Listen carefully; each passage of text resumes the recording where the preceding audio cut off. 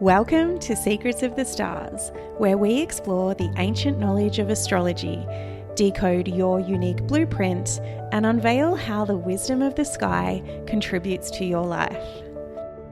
I'm your host, Abby Lutis, astrologer, mentor, and sky guide. It's time to embark on a cosmic adventure of self-discovery and understanding why you are the way you are. Let's dive in. Well, hello everyone, and welcome back to Secrets of the Stars. I'm so excited to be back in here with another episode for you. And in this episode, we're going to be talking about all about the astrology of March. And let me tell you, March has a lot coming for us. March and April are perhaps some of the biggest months of the year astrologically. There is just so much going on. But before we jump in, I wanted to share with you a little bit about what I have been up to. I have started this new house sit, and there are 4 cats here, and the cats pretty much rule the house. It took a little while for the cats to warm up to me, but they are here. You might even see them poke their head in at the door. So that is what I've been up to. I've been working over on Rot Nest. I have been getting ready for a live astrology immersion that I'm doing here in Perth. So if you're interested in learning astrology over the next 6 weeks, come and join me in the immersion. It's going to be so exciting. I'm also heading to an expo on Sunday, so to be on the 2nd. If anyone is in Perth, come and see me for a reading at the expo. I'm super excited to be getting out and doing some more things in person. I have a lot of things bubbling in the works as well, so that is very exciting. Now, I've also been on my fitness journey, which a lot of you know of, and I feel like I've just turned a corner with this, which is super exciting. I have been consistently working out at the gym, and I think the thing that has really helped me is actually prepping my meals and really grounding in the food that I'm eating. So that is exciting. I have a little bit of an Achilles injury that I am working on rehabbing, because in about a month's time, I'm heading over to the Gold Coast for the Masters Surf Life Saving Championships, and I'm hoping that it will be good enough to run on by then. So that is what is up in my world. But I'm recording this episode as we approach this beautiful new moon in Pisces to finish off February. It's a really great moon to ground into, and we're in this unique window where we have all planets in direct motion. But that's not going to last for long, and I'll show you as we jump into this episode. So on that note, let's jump into the episode, and I want to show you where and how this month starts off. So I'm going to be sharing my screen here to show you the chart, and you'll be able to see here we start off with all this energy in Pisces. This is on the 1st of March. You can see here in Pisces, we just have a mega stellium. There is so much happening. We have the sun. We're coming off of this new moon in Pisces. We have Saturn. We have Mercury. We have the North Node, and we have Neptune. And I believe there's some asteroids in there as well. So there is all this energy in Pisces, which is this mutable water sign. And ultimately, it's the last sign of the zodiac. So it can represent endings and things coming to completion and chapters closing. But Pisces energy is very dreamy. It's very romantic, and it is also about connecting with higher realms. Like I like to say, if we describe the zodiac as the cycle of life, it's Pisces is the sign that is done with life on Earth. So it's interested in things out there, and it's trying to call in perhaps guidance from the other side, or using the creativity that, really, where does this come from? We don't really know and understand fully how this all plays out. So, Pisces, as a mutable water sign, it can be this wild, creative energy. It's a water sign, so it's likely to be emotional. um, I like to describe Pisces like the ocean. You know, it can be wild and crazy sometimes, and it can also be glassy and peaceful and beautiful. So, this Pisces stellium is having such an influence on the moment in time that we are at in the we are at right now. So, with all of this energy in Pisces, it's going to start to shift into Aries. So that's pretty much how the month starts off with all this energy in Pisces.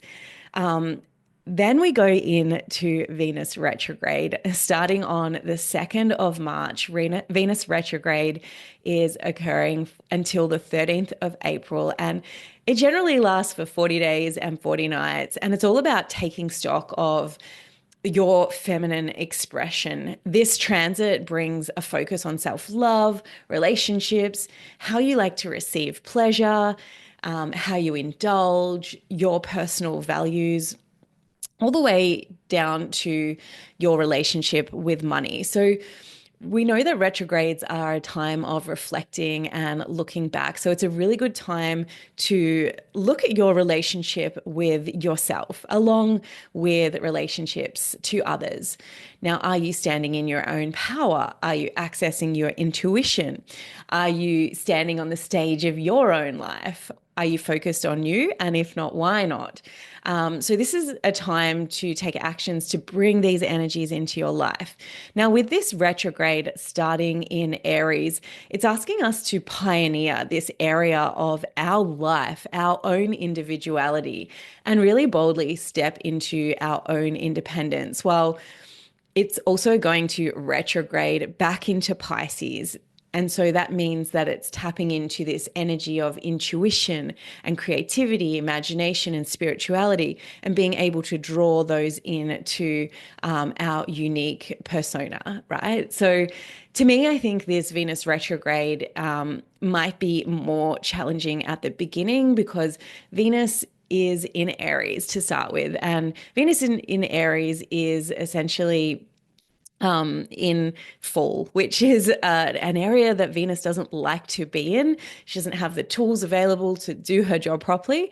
But retrograding back into Pisces, she will feel a little bit more comfortable. So this retrograde might start out a little bit more tricky, but end with potentially a nice ending, a beautiful chapter as things close out this retrograde.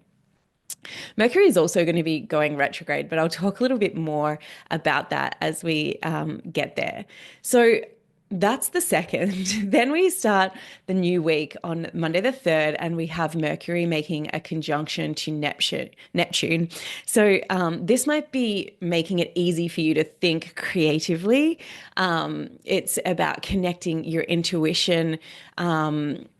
And using that in your everyday life. I talk about intuition so much, especially when it comes to Neptune, but also Mercury, right? Because Mercury can represent our mind, and sometimes we need to let go of the mind and let our intuition come through. So there's messages coming through, so trust them and follow them. Ensure that you're being very clear in your communication because Neptune can make things a little foggy, a little blurry. And if you need to, spend time near water because this will help you integrate things that are coming up. Neptune rules over the ocean. And so whenever Neptune is involved, you can escape to the water. It doesn't have to be the ocean. It can be any type of water. And if things are feeling too much, it might just ease up for you. There's also a square happening on Monday. The sun makes a square to Jupiter. So this is an interesting transit because the sun and Jupiter are both positive or benefic planets, we would say. But a square is sort of tense energy. So whilst things might feel a little tense with if you put in the work, you're going to reap the rewards because ultimately Jupiter is a beneficial planet. It is giving us good fortune and opportunities. It might be a good time to, book in a new trip or an adventure, even though this might feel like a stretch, for example. It's a good day to be taking action, exploring new passions, and stepping forwards into opportunities where abundance could come up in your life. Now, also on Monday, Mercury enters Aries. So it makes this conjunction to Neptune, and later in the day, it shifts into Aries. So this is building on this Aries energy. We're going to see all these planets eventually shift into Aries this year. All of them, all of those ones that I pointed out in Pisces. So, whilst Mercury does station retrograde in Aries, this time is going to be about initiating conversations. New conversations will flow with ease, and you might even be in that energy of speaking before you think. So just take care. The mind might want to take over. It's a good time to start new projects, new ventures, and you might want to jump the gun as well. So just watch what is coming up. It will be easier to take steps forward with this Aries energy, but with Mercury going into retrograde, there might be something that you come back to. So then on Thursday, the 6th, Mercury makes a sextile to Pluto. So this is where you could get some new insights about a transformation or the project that is coming up for you or something that you need to move forward. It's a good time to talk these energies through if there is some sort of energy welling up from a transformation or something that you're trying to shift, or even just put pen to paper and journal what is coming through. Ultimately, the sextile brings positive energy. So that will be a good day. And then on Saturday, we also have a really wonderful transit with the Sun making a trine to Mars. This is on the 8th. Now, Mars is finally out of retrograde, so we're going to start to feel a bit more positive energy coming from Mars. And making a trine to the Sun, this is a really harmonious energy. So you could feel it physically, you could also feel it mentally. You just might feel more energized than normal, more uplifted in your spirit. So it's a good time to take risks, to take action, and to go out and do things, to put things in motion and do it with your body. If there's a new fitness routine that you want to get started, this is a great time. It's going to be easier to make decisions. It's going to be easy to cut and cull things from your life that are not serving your highest purpose. So that's a pretty nice end to the first week of March. Then we move into the second week and things are going to start to ramp up because we're heading closer and closer to eclipse season. But we see on Wednesday, the 12th, a couple of energies coming in. The first is a really beautiful energy where Mercury makes a conjunction to Venus. Now, this is a really beautiful, harmonious transit. You might expect a love note from a loved one, a friend, a beautiful conversation, a fun, loving connection, because Mercury is the sign of connection and communication, or communication ultimately. And Venus is about connection and relationships, and love and money and our values. So you might feel clarity about, a financial situation or a love situation or even a relationship situation that has been on your mind. It's a really good day to pull out your journal and write about what is coming up and write about what you truly desire, because this is beautiful and it is harmonious. Remember, Venus is in retrograde, so there is something that you're reworking or you're reviewing or something that is coming up. Also on the 12th, the Sun makes a conjunction to Saturn. So this energy might feel a little bit more constricting, but ultimately it's for the best. So this is activating structure in your life, how you have discipline, and how you work within the boundaries that you have. You might be feeling like you are able to be pushed to that upper limit, or you're able to sort of step through that threshold and into the new limits or into the new level, essentially. It might feel really challenging, but you know that it's ultimately for the best. It's about having personal power and authority in your life and really maturing into this energy, right? So people can fear Saturn energy because it's often said to be hard and challenging and restricting. But if we open our hearts to learn the lessons that Saturn has to teach us, we're going to gain something in the long term, because Saturn is the planet of time, and over time we learn lessons, and we can we can ultimately gain from this in our lives. Saturn can be a struggle, but as I said, it's the building blocks to live a long, beautiful life. So that's really interesting happening, those conjunctions happening on the same day with Mercury and Venus, and then the Sun and Saturn. So there might be a link in there with those two aspects happening on Wednesday.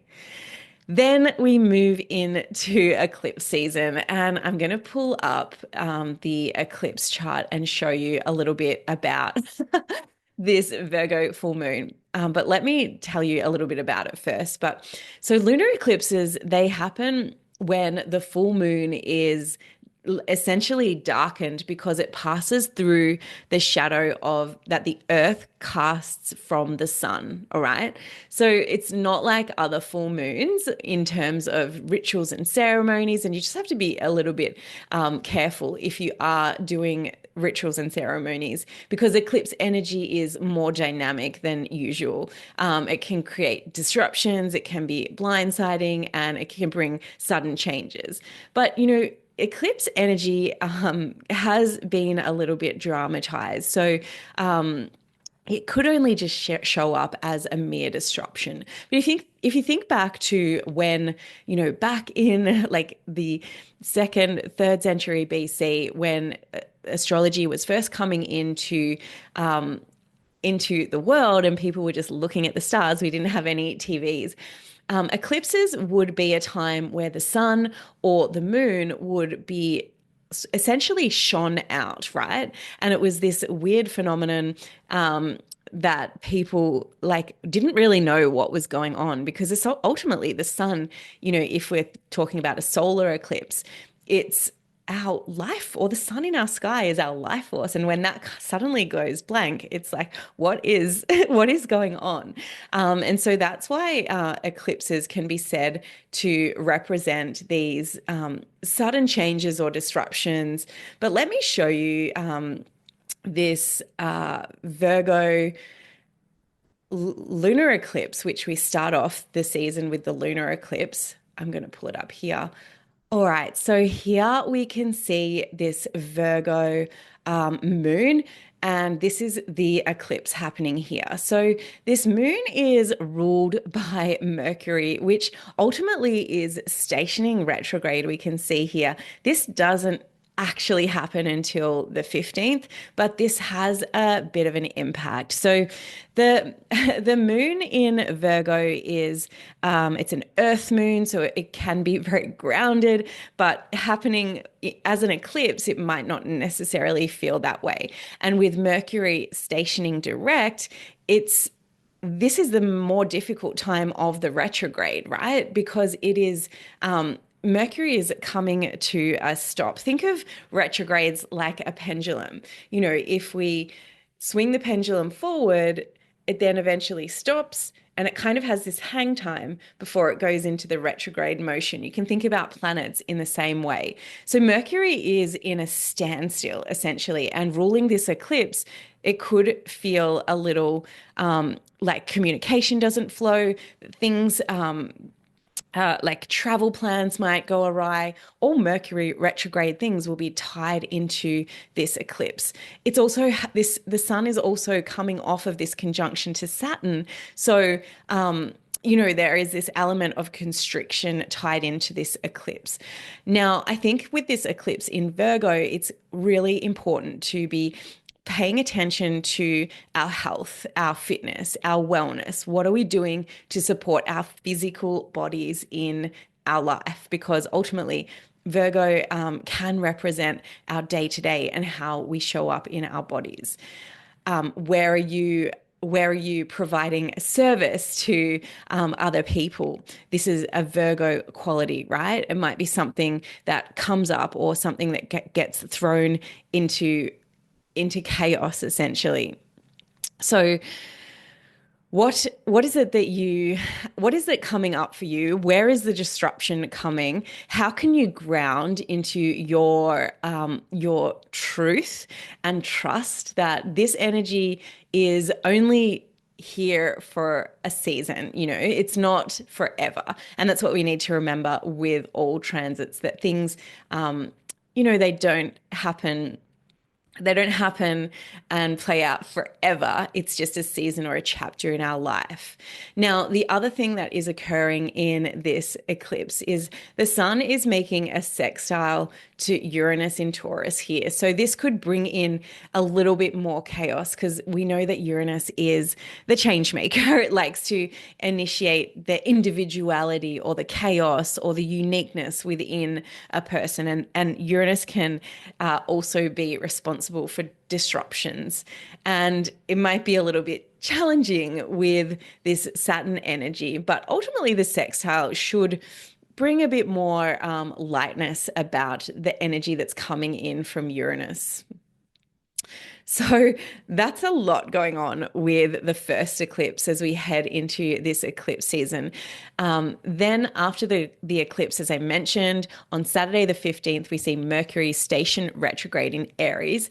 Now, Mercury's retrograde through Aries might bring some mental energy to whatever the Venus retrograde story is that's coming up that started at the beginning of the month. So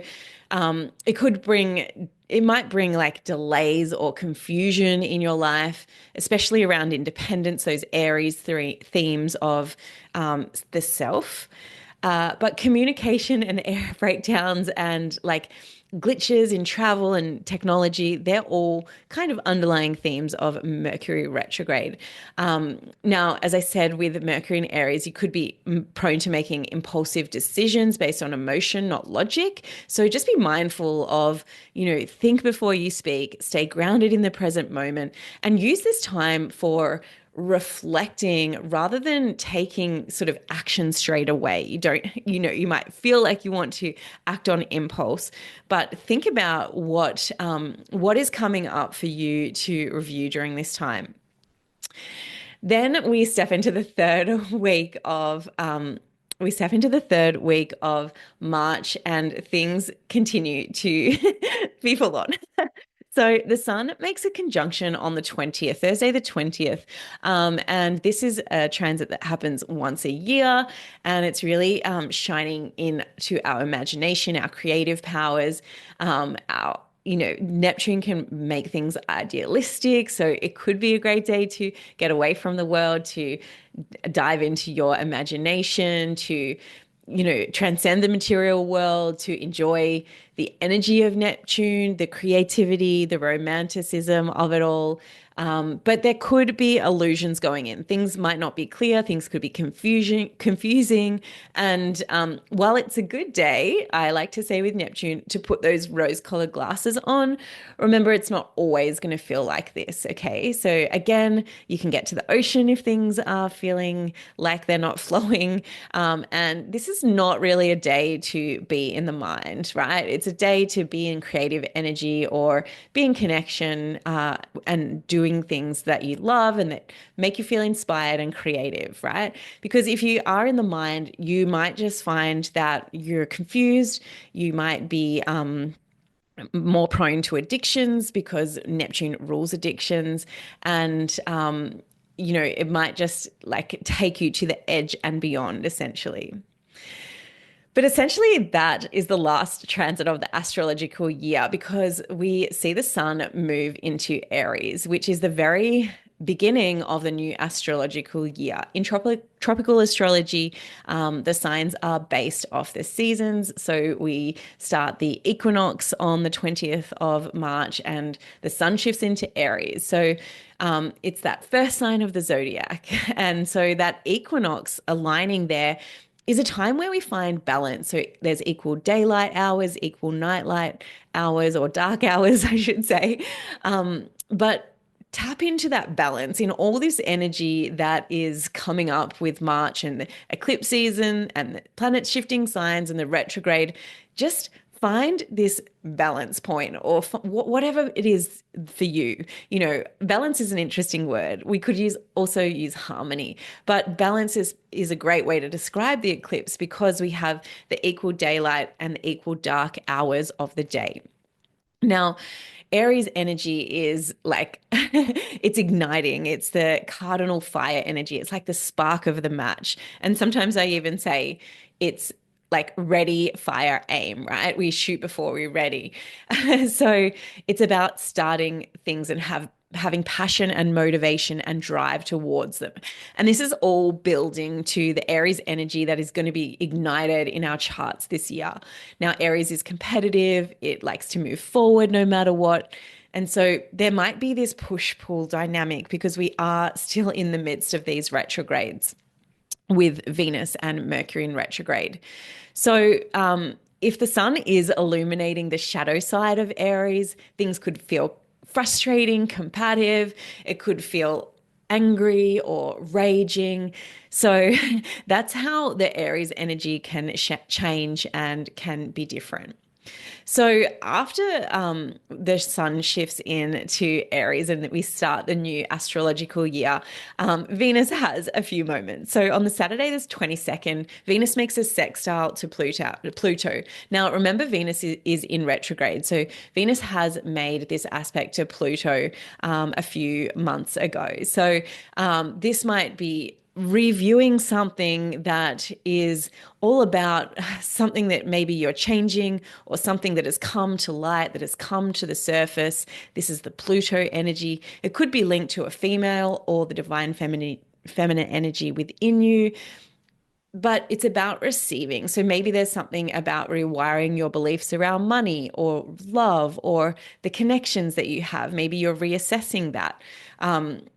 You could feel like there's a breakthrough that comes in or that, there's something that like an aha moment with this transit. This transit is going to happen again when Venus stations direct and move forward. So there's like maybe an ongoing story within this Venus retrograde. So celebrate the small wins and the things that, come to light here and know that it is all flowing in for a reason. Then on the 23rd, Sunday, we see Venus making a conjunction to the sun, also known as the Venus star point, which marks the beginning of a new Venus cycle. It's like the halfway point of Venus retrograde as well. So this Venus star point is occurring in Aries, and it's a time for reflection because Venus is in retrograde. So reflection, personal reassessment, major shifts in relationships as well, and in our values potentially, and in our desires.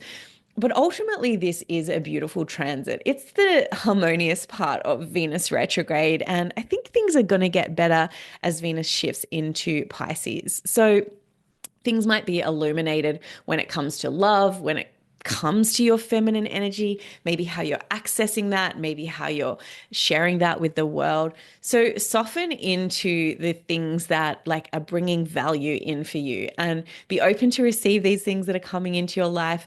Receiving is a Venus energy, and in retrograde, it's like, Venus is all about things coming to us and being magnetic. So where is that showing up in your life? So it could feel extra lovely today. Then we head into the very last week of March, which is also full of a lot. I think there's something happening pretty much every day this last week of March. So we start off with the sun making a sextile to Pluto.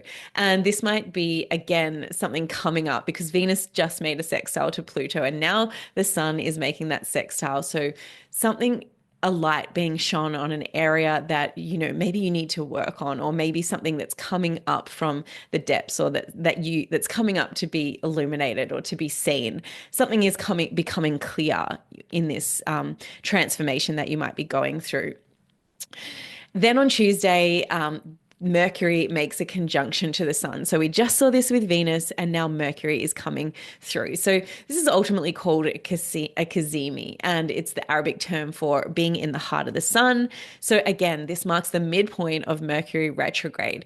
But I think the Mercury and Venus retrograde themes are intertwined, and Mercury is just bringing the mental peace, all right? So you might feel the things with the Venus energy, but the mind might take a few days to click in. So things could be clear on this day, even though Mercury is in retrograde. It's the better days of the Mercury retrograde. So it might be like an effortless communication, or a very clear intuition message that drops in. Something might flow, right? It's a good time to journal to see what is coming through.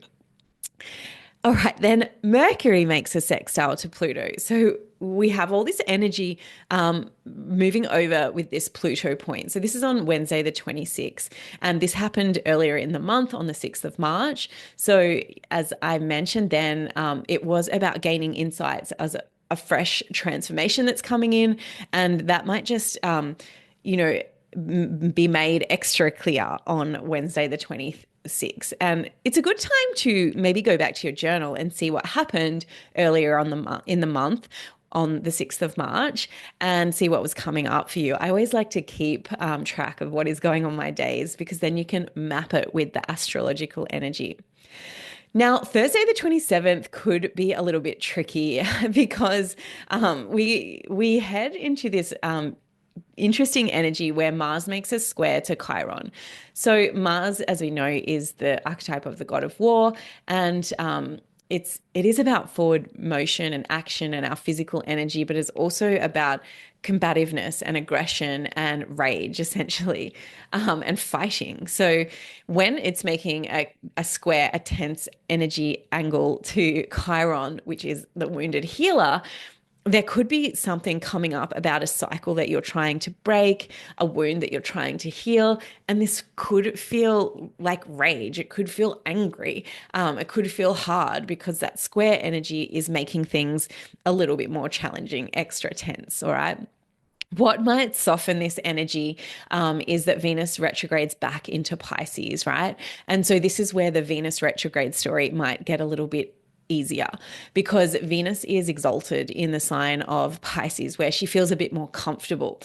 So things could start to feel a little bit more flowy with the Venus energies, even though she's in retrograde, like, something just clicks into place. So, allow yourself to soften into that energy. Take care with anything that is coming up with that Mars square Chiron aspect.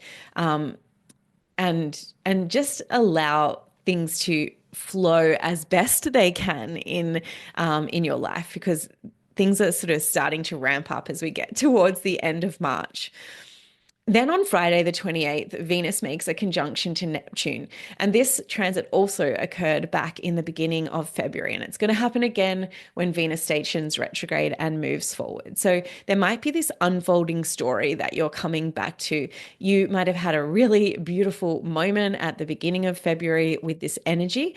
And what is coming up now that is connected back into that storyline? So Venus responsible for love and pleasure, and it is aligned with Neptunian energies, which is also about creativity and mystery and illusion. So when that energy merges, it's like, don't push things too hard.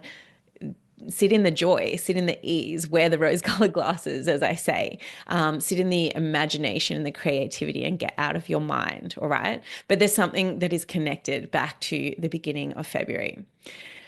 Then we have the second of the eclipses, which is a solar eclipse in Aries. And when solar eclipses happen, the new moon passes in front of the sun.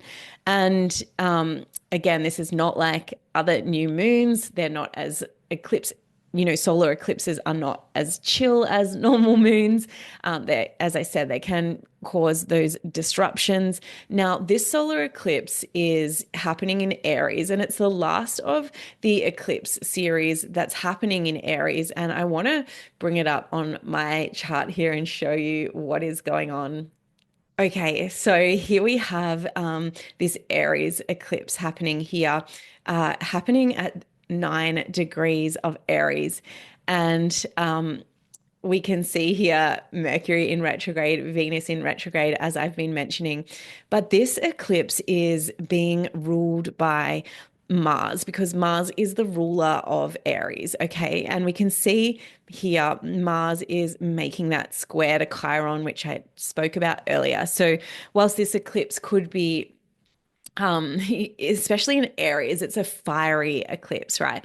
And this series of eclipses started back in the end of April in 2023, and eclipses play out in this 2 year, 18 month to 2 year cycle. And so this is the last of the eclipses that happen in Aries. So think about this sort of chapter of your life, and there might be something that is ultimately ending, that is closing off, and maybe there's new beginnings at play. It could even have to do with a cycle or a wound, as I mentioned, because Mars is sort of playing into this energy.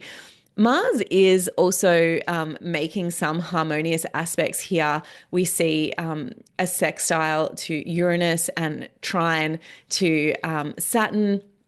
And so there is a little bit of harmony coming in with this, with these outer planets. But, it still feels like to me, it's the closest aspect that Mars is making. You can see here at 22 degrees and Chiron at 22 degrees. So that's definitely playing into this eclipse energy. So don't be surprised if it's like a chapter closing, a book ending. And this is the general energy we are seeing in March with all this energy in Pisces, the last sign of the zodiac, and then all these planets shifting into Aries, the very first sign of the zodiac. So that is what that eclipse is all about as we roll to the end of the month. Then we head into the last day of the month, the 30th of April. It's a Sunday. And on Sunday, now, if we wanted to finish the month on a bang, this is how we would do it. So we first of all see Mars retrograde into Pisces. And so, Mercury is following that Venus retrograde. So whilst Mercury is not particularly strong in Pisces, it can make our mind feel a little bit more dreamy, a little bit more elusive or disillusioned, or a little bit more abstract. It is a good time to draw on imagination, on intuition, harness the energies that are flowing in. It's going to be more creative than logical sometimes. Think about what you're trying to say, be clear about what you're trying to say, be clear about messages coming through. It might just take you a little bit longer to get these messages in clarity. You might need to journal them down. Then Mercury makes a conjunction to Neptune. We saw this at the beginning of the month. So use it for creativity. Don't try and think your way out of a problem with this energy because Neptune is just going to make things really confusing. Then the month finishes with perhaps one of the biggest transits of this year, 2025, when Neptune enters Aries. Now, Neptune's going to be in Aries for quite a big chunk of the year before it does retrograde back into Pisces for a short stint and then moves into Aries, not permanently, but for the next 14 to 15 years. Now, this is a big shift because we don't see this happening every day. This shift of Neptune shifting signs happens every 14 years, and Neptune doesn't get to go into Aries very often. It's only once in every 128 years or something like that. We don't see this very often. It doesn't happen in everyone's lifetime when Neptune transits through Aries. So this energy I want to talk about the lighter side energy. It's about dreaming of new beginnings, right? Neptune represents and rules over dreams and visions. So, where are we creating these new beginnings in our personal identity? Where are we pioneering new spiritual paths, new creative paths, and blending our imagination, but also taking bold action forward, right? That's what this transit is all about. And it's going to be really interesting because Neptune has been in Pisces, the sign where it is at home, right? So this is definitely going to feel different. I like to say that it's spiritual warrior energy. So this transit could be wakening us up to fight for ideals, for encouraging individuals along with ourselves to pursue our dreams and have courage and take aligned action and stand in our higher purpose. Now, I'm really hoping that we see the disillusionment of the ego, because Aries can represent the ego and Neptune, diffuses things and blurs things. So we might see this dissolving of illusions and independence, but revealing a deeper interconnectedness between ourself and what is going on around us, and being able to balance that self-interest and the collective vision. So, there might be, because Aries is so self-focused, Neptune could come in and just sort of, blur all that and dissolve all that. This could be confusing at first, I'm not going to lie, because it's a new energy that we haven't seen. And no one has seen this energy here on Earth. We can look back at history and see what that says.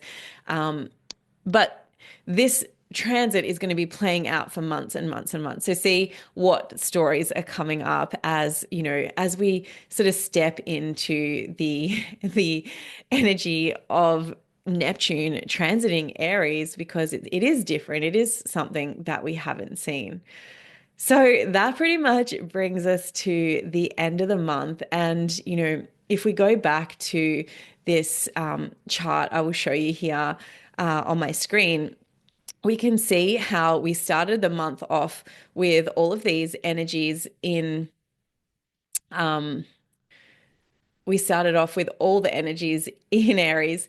And now as we shift to the end of the year, the end of the month, I should say, we do have more energies coming into Aries. But as I mentioned, there's all those retrogrades going on. So the planets are kind of moving back and forward. So it's like things are completing, but things are also beginning. It's a really interesting energy. It's an interesting time.